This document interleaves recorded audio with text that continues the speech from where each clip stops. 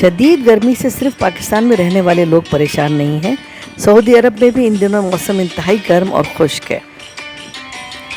عمرے پہ جانے والے زائرین کو بتا دیں کہ مکہ مکرمہ، مدینہ منورہ سمیت سعودی عرب کے مختلف علاقوں کو گزشتہ کئی روز سے گرد و غبار کے طوفان نے اپنی لپیٹ میں لے رکھا ہے۔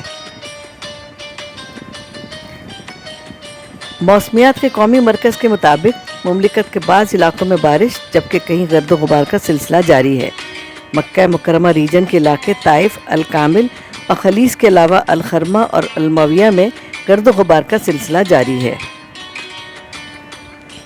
قومی مرکز کا کہنا ہے کہ نجران اور عسیر کے علاقوں میں تیز ہواؤں کے ساتھ شروع ہونے والی بارش کا سلسلہ وقفے وقفے سے رات گئے تک جاری رہنے کا امکان ہے۔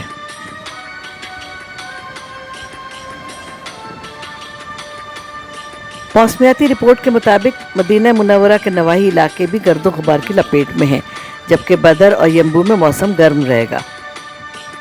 قومی مرکز کا مزید کہنا ہے کہ مملکت میں سب سے زیادہ درجہ حرارت 47 ڈگری سینٹی گریڈ الاحسا میں ریکارڈ کیا گیا، جبکہ سب سے کم درجہ حرارت 16 سینٹی گریڈ السودا میں رہا۔ ریاض، دمام، الخرج اور حفر الباطن میں 46، مدینہ منورہ، ینبوع و بریدہ میں 45، حائل اور العلا میں 44، جبکہ مکہ مکرمہ سکاکا میں 43 اور جدہ میں 40، ابہا میں 30 اور الباحہ میں 29 سینٹی گریڈ درجہ حرارت ریکارڈ کیا گیا۔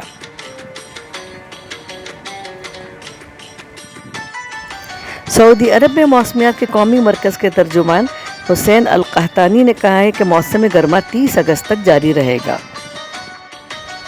پاکستان سمیت دوسرے تمام ممالک سے تعلق رکھنے والے جو لوگ بھی اس سیزن میں عمرے پر سعودی عرب جانے کا ارادہ رکھتے ہیں، ان کے پیش نظر یہ بات رہنی چاہیے کہ اس وقت مکہ و مدینہ دونوں شہر شدید گرمی کی لپیٹ میں ہیں اور اتنے سخت موسم میں ضعیف العمر اور بیمار لوگوں کے علاوہ بچوں کو مشکلات کا سامنا کرنا پڑ سکتا ہے۔